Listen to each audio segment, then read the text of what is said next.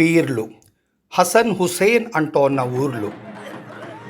Peer అంటే Persian భాషలో త్యాగి, నాయకుడు అనే అర్థాలున్నాయి.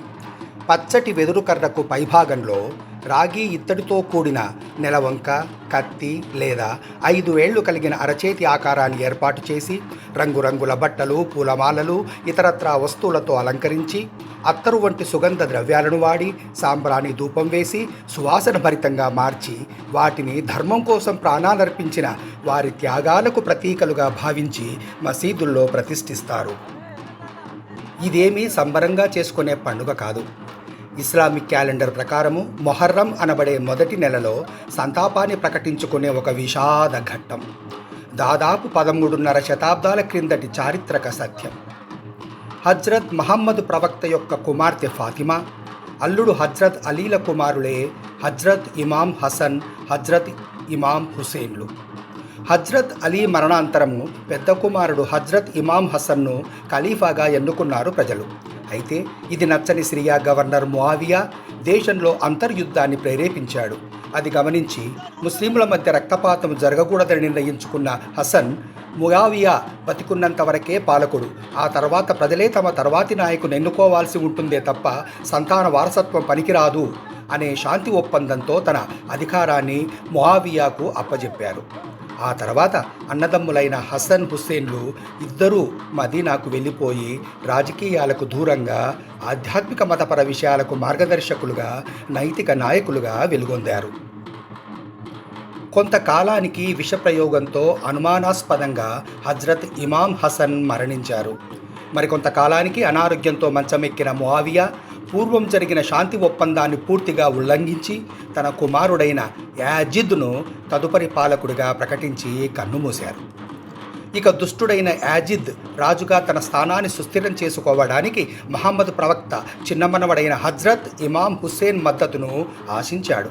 అయితే ఇస్లామును సక్రమంగా పాటించనివాడు, క్రూరుడు, తాగుబోతైన యాజిద్ను బలపరచటానికి నైతిక విలువలు కలిగిన ఆధ్యాత్మికవేత్త హజ్రత్ ఇమాం హుస్సేన్ ఏమాత్రమూ అంగీకరించలేదు. ఈ నేపథ్యంలో యాజిద్ అరాచకాలను భరించలేని ఇరాక్ నగర ప్రజలు తమకు సరైన మార్గాన్ని చూపించమని వందల సంఖ్యలో ఉత్తరాలు రాసి హజ్రత్ ఇమాం హుస్సేన్ను ఆహ్వానించారు. వారి కోరిక మేరకు సమాజ శాంతి కోసం, ధర్మ ప్రబోధం కోసం మదీనా నుండి బయలుదేరారు హజ్రత్ ఇమాం హుస్సేన్. ఆ సమయంలో ఆయన వెంటనున్నది భార్య, పిల్లలు, సోదరీమణులు, వృద్ధులు అంతా కలిపి 72 మంది మాత్రమే. విషయాన్ని తెలుసుకున్న యాజిద్ 20,000 మందికి పైగా ఉన్న భారీ బలగంతో హజ్రత్ ఇమాం హుస్సేన్ బృందాన్ని ఇరాకులోని కర్బలా ఎడారి మైదానంలోకి దారి మళ్లించాడు. ఎర్రటి ఎండల్లో దాహంతో అలమటిస్తున్న వారికి తాగడానికి గుక్కెడు నీరైనా ఇవ్వకుండా హింసించాడు. యాజిద్ను బలపరచడమో లేదా ఇక్కడే చావడమో నిర్ణయించుకోవాలి అన్న సైన్యం మొండిపట్టుతో తప్పని స్థితిలో ధర్మరక్షణ కోసం పోరాటానికే సిద్ధపడ్డారు. 9 రోజులుగా నీరసించిపోయిన వారిపై ఒక్కసారిగా విరుచుకపడిన సైన్యం ఒకరి తర్వాత ఒకరిని అత్యంత క్రూరంగా మట్టుబెట్టింది. చివరకు 10వ రోజున హజ్రత్ ఇమాం హుస్సేన్ను ఆయన 6 నెలల కుమారుడైన అలీ అస్గర్తో పాటు కుటుంబాన్ని అంతటినీ ఘోరంగా హతమార్చారు. అంతటితో ఆగకుండా సిరియాలో ఉన్న యాజిద్కు చూపించటానికి సైనికులు ఆ పవిత్ర తలను ఒక ఈటకు గుచ్చి తీసుకెళ్లగా మరుసటి రోజు హజ్రత్ ఇమాం హుస్సేన్ మొండాన్ని గుర్తించిన స్థానికులు గౌరవప్రదంగా సమాధి చేసి 9 రోజులు సంతాప దినాలను పాటించారు.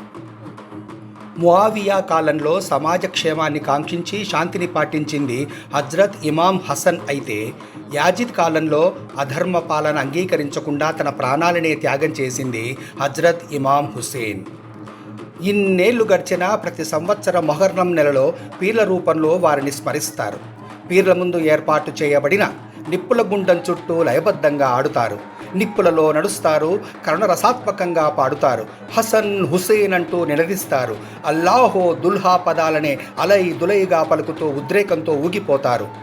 ఇక షియా తెగకు చెందిన కొందరు ముస్లింలైతే నలుపు వస్త్రాలను ధరించి పదునైన వస్తువులతో తమను తాము హింసించుకుంటూ, రక్తం చిందిస్తూ, గుండెలు బాదుకుంటూ మాతం నిర్వహించి ఆవేదన ప్రదర్శిస్తారు.